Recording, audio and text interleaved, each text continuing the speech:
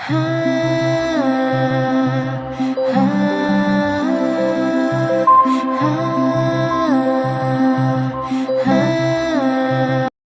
9th class, how are you all?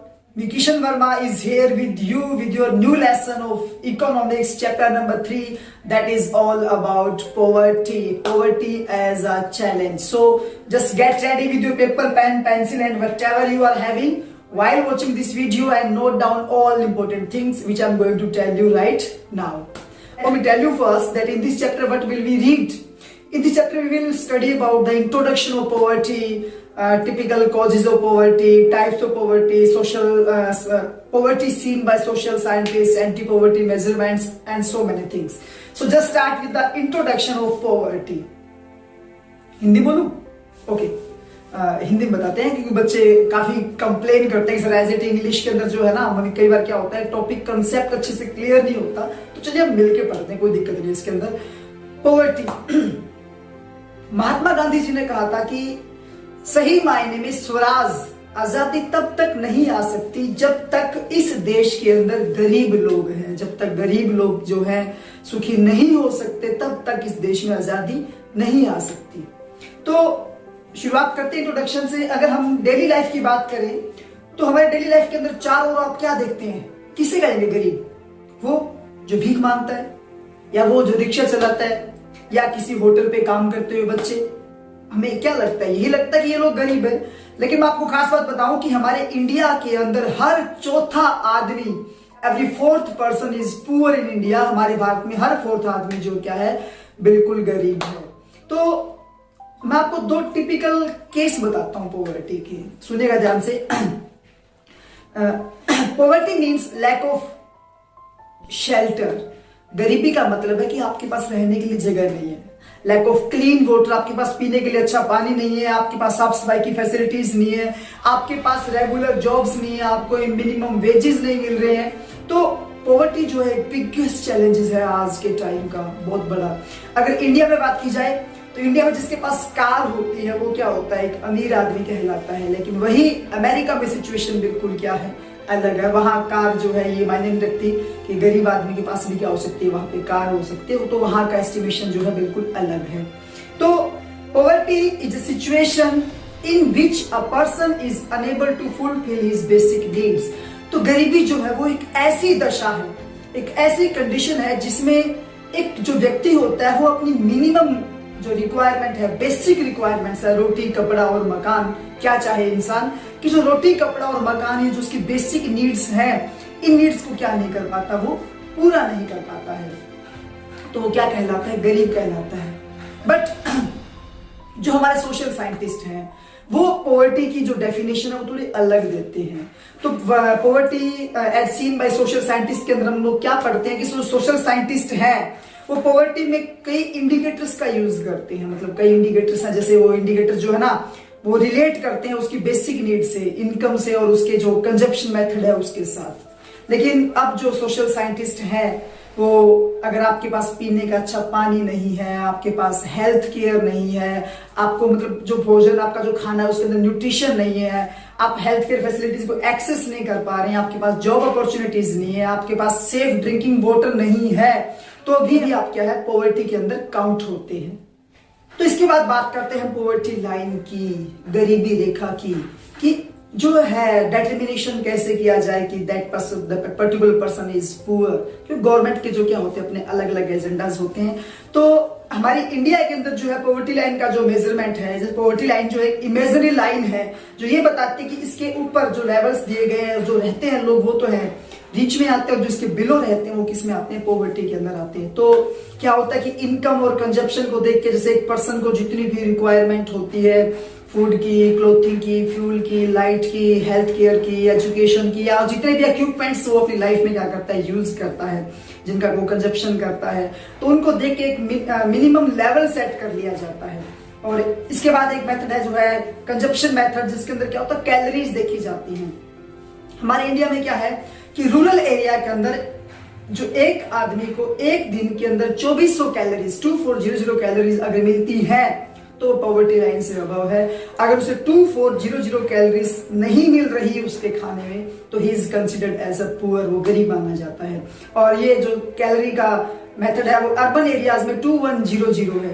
अब obviously गांव के लोग जो है थोड़े से हार्डवर्क ज्यादा करते हैं, तो उनको कैलोरीज की रिक्वायरमेंट क्या रहती है, ऑब्वियसली ज्यादा रहती है, जिस वजह से गांवों में 2400 कैलोरीज पर पर्सन पर डे और शहरों में 2100 कैलोरीज पर पर्सन पर डे खाने में होनी ही चाहिए according to the poverty line. और जहां पे इनकम की बात आती है उसके अंदर रूरल एरियाज के अंदर जैसे 2012 का डाटा है ये कि 816 रुपए पर मंथ अगर एक पर्सन कमा रहा है तो वो गरीबी रेखा से ऊपर है। और अगर इससे नीचे इनकम है पर पर्सन, मीन्स घर में 10 मेंबर हैं तो सबकी काउंट होगी। और शहरों के अंदर ये है कि 1000 रुपीज है। बाकी अभी जो नया डाटा है वो क्या हो चुका है, चेंज हो चुका है। और इस पॉवर्टी लाइन को जो एस्टिमेशन करने का काम है वो national sample survey organisation NSSO जो है वो करता है। जो पॉवर्टी एस्टिमेट्स है तो ये थैंक गॉड थोड़ी शुक्र की बात है कि जब देश आजाद हुआ और अब की जो सिचुएशन है इसके अंदर पॉवर्टी लाइन में मतलब बहुत अच्छा जो है डिक्लाइन आया है। जैसे इंडिया के अंदर जो है अबाउट 1993-94 की बात करें तो इंडिया में 45% जो लोग थे क्या थे, पुअर थे, जो 37.2% 2004-05 के अंदर आए। और 11-12 के अंदर जो है ये 22% पे जो है डाटा आ चुका है और ये बड़ी अच्छी बात है। अब इसके बाद बात आती है कि वल्नरेबल ग्रुप्स की गरीब कौन हो सकते हैं, मीन्स मोस्टली पीपल कौन से पुअर हैं। तो जैसे सोशल एक्सक्लूजन, वल्नरेबिलिटी, दो टॉपिक है आपकी। वल्नरेबिलिटी का मतलब क्या है, जैसे हमारे कुछ ग्रुप ऐसे हैं हमारी सोसाइटी के, इंडियन सोसाइटी के अकॉर्डिंग कि जिन्हें पुअर माना जाता है, जिसमें शेड्यूल्ड कास्ट के लोग आ गए और जो शेड्यूल्ड ट्राइब्स के लोग आ गए, इनको एक्चुअली क्या माना जाता है, पुअर माना जाता है और ये मोस्ट वल्नरेबल होते हैं। इसके अलावा एग्रीकल्चर सेक्टर में काम करने वाले जो लेबर हैं, जो जिनके पास अपनी जमीन नहीं है, वो भी क्या आते हैं, गरीबी में आते हैं। और जो एक रिसेंट स्टडी हुई है उसके अकॉर्डिंग ये पता चला है कि शेड्यूल्ड ट्राइब को छोड़ के जो हमारे तीनों ग्रुप हैं, शेड्यूल्ड कास्ट, रूरल एग्रीकल्चर और जो हमारे लेबर्स हैं, अर्बन के जो लेबर्स हैं, इनकी पॉवर्टी में डिक्लाइन आया है, जबकि जो शेड्यूल्ड ट्राइब्स हैं उनकी पॉवर्टी में डिक्लाइन नहीं आया। अब अगर इंडिया में इंटर स्टेट डिस्पैरिटीज की बात की जाए तो मैं आपको बता दूं कि बिहार, उड़ीसा और एक दो स्टेट और हैं जो इनकी पॉवर्टी जो है वो अभी तक नहीं डिक्लाइन हुई है। सबसे पूरे स्टेट जो है हमारे इंडिया के माने जाते हैं। इसके बाद जो हमारा उड़ीसा, मध्य प्रदेश, बिहार, यूपी, केरला, महाराष्ट्र, आंध्र प्रदेश, तमिलनाडु, गुजरात, वेस्ट बंगाल, ये जो है यहाँ पे काफी क्या आया है, अभी फिलहाल जो है डिक्लाइन आ रहा है पॉवर्टी के अंदर। और पंजाब, जो हरियाणा है, वो ट्रेडिशनली उन्होंने कंप्लीटली पॉवर्टी को क्या किया है, स्टेट से क्या कर दिया है, रिमूव कर दिया है। तो हमारे इंडिया में काफी इंटरस्टेट डिस्पैरिटीज देखने को मिलती है। तो बिहार और उड़ीसा जो है वो सबसे पुअर स्टेट जो है हमारे इंडिया के माने जाते हैं। ग्लोबल पॉवर्टी सिनेरियो की बात की जाए तो साउथ ईस्ट और जो एशियन कंट्री है यहाँ जो काफी जो है डिक्लाइन आया है पॉवर्टी के अंदर, क्योंकि यहाँ पे अच्छी इकोनॉमिक ग्रोथ जो है क्या हो रही है, चल रही है। यहाँ पे ह्यूमन रिसोर्स में काफी अच्छी जो है गवर्नमेंट्स क्या कर रही है, इन्वेस्ट कर रही हैं, जिससे यहाँ की पॉवर्टी जो है काफी जो है डिक्लाइन हुई है। और जबकि जो अफ्रीकन जो कंट्री है, सहारन कंट्रीज है, यहाँ की भी 2015 के अंदर पॉवर्टी में थोड़ा सा डिक्लाइन देखने को मिला था, जो 51 से 41% पे आ गया। और लैटिन अमेरिका की बात की जाए तो वहां भी जो है अच्छी डिक्लाइन जो है पॉवर्टी के अंदर देखने को मिल रहा है। चलिए अब बात कर ली हमने पॉवर्टी की, अब जिक्र करते हैं पॉवर्टी के कॉजेज क्या हैं अकॉर्डिंग हमारे जो है कि जो पॉवर्टी के कॉजेज बताए गए वो क्या है। सबसे पहला कॉजेज जो आता है, जो सबसे मेन कॉज है, वो अंडर ब्रिटिश रूल। रियल के अंदर जब अंग्रेज हमारे भारत में थे तो उन्होंने इंडियन इंडस्ट्री जो थी उनको कभी प्रमोट नहीं किया। और तो अंग्रेजों के टाइम में क्या हुआ, जो हमारी इंडियन इंडस्ट्रीज थी वो बड़ी स्पीड से क्या की, डिक्लाइन की, ग्रो कभी कर ही नहीं पाई। और जो उसका असर था वो काफी लंबे टाइम तक देखने को मिलता रहा। हमारे इंडियंस की जो पर कैपिटा इनकम थी वो हमेशा लो रहती थी और पॉपुलेशन जो बढ़ती जा रही थी और इकोनॉमिक ग्रोथ के साथ जो है इनकी जो है कंपटीशन जो था वो नहीं चल पाया। पैसेज ऑफ टाइम दोनों चीजें इक्वल नहीं चल पाई और एक सबसे बड़ा रीजन है ब्रिटिश जो हमारा रूल था। उसके बाद सबसे बड़ी बात है इनकम इनइक्वालिटीज। हम लोग देख सकते हैं कि हमारे इंडिया के अंदर लोगों की इनकम में बड़ा ही डिफरेंस आता है। कहीं कुछ लोग ऐसे जिनकी इनकम का लेवल बहुत ऊपर है और जबकि कुछ लोग ऐसे हैं जहां इनकम का लेवल ऊपर की तो बात क्या करें, जिनके पास इनकम के सोर्स तक भी नहीं है। तो ये एक बड़ा जो है रीजन है पॉवर्टी का, जो इनइक्वालिटी इन इनकम है हमारा। उसके बाद भारत की जो एक जमींदारी प्रथा थी, इसने भी कहीं ना कहीं गरीबी को बढ़ाया, क्योंकि जो छोटे मोटे किसान हैं उनको सीड्स के लिए, फर्टिलाइजर्स के लिए लोन की जरूरत पड़ती है, और ये बड़े बड़े लैंडलॉर्ड से लेते हैं, जो जिनके डेब्ट ट्रैप में फंस के लोग कभी बाहर नहीं निकल पाते। इसके अलावा एजुकेशन का ना होना, पॉपुलेशन का बढ़ना, जॉब अपॉर्चुनिटीज न मिल पाना, ये भी काफी सारे रीजन हैं पॉवर्टी के। लेकिन अब जो गवर्नमेंट्स है उसने कुछ एंटी पॉवर्टी क्या चलाई है, मेजरमेंट चलाए हैं कि किस तरीके से गरीबी को देश से क्या किया जाए, निकाला जाए। तो एंटी पॉवर्टी मेजर्स में जो हमारा सबसे पहला आता है वो है promotion of economic growth. India की गवर्नमेंट ने इकोनॉमिक ग्रोथ का खूब अच्छा प्रमोशन किया है। उसके बाद टारगेटेड एंटी पॉवर्टी प्रोग्राम्स चलाए हैं, कई प्रोग्राम चलाए हैं जिसके बारे में आपको मैंने बता देता हूं। सबसे पहले जिसे M NREGA Mahatma Gandhi national rural employment guarantee act 2005 में चलाया था, जिसके थ्रू हर गांव के आदमी को 100 दिन का गारंटीड जो है क्या दिया जाता है, वर्क दिया जाता है, और इनकेस अगर गवर्नमेंट काम नहीं दे पाती है तो उसे जो है हर्जाना मिलता है, कंपनसेशन मिलता है। और इसके अंदर जो 1/3 जॉब्स हैं वो विमेन के लिए क्या रखी गई है, रिजर्व रखी गई है।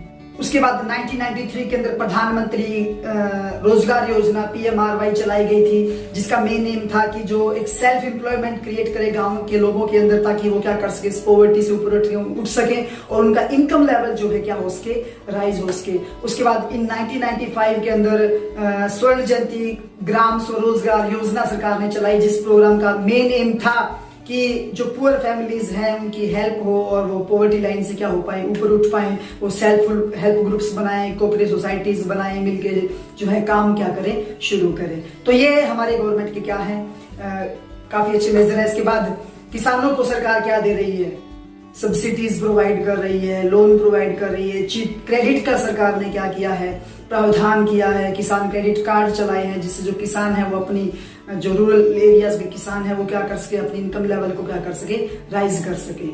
इसके बाद 2000 के अंदर प्रधानमंत्री ग्रामोदय योजना चलाई गई, इस प्रोग्राम के अंदर क्या था कि स्टेट्स के लिए स्पेशल थी कि जो बेसिक सर्विसेज हैं, हर स्टेट की जिम्मेदारी बनती है कि वो कुछ बेसिक सर्विसेज हैं जो अपने पीपल को क्या करेंगे, प्रोवाइड करेंगे। इसके अंदर हेल्थ आती है, एजुकेशन आती है, ड्रिंकिंग वाटर आता है, और गाँव के अंदर बिजली आती है।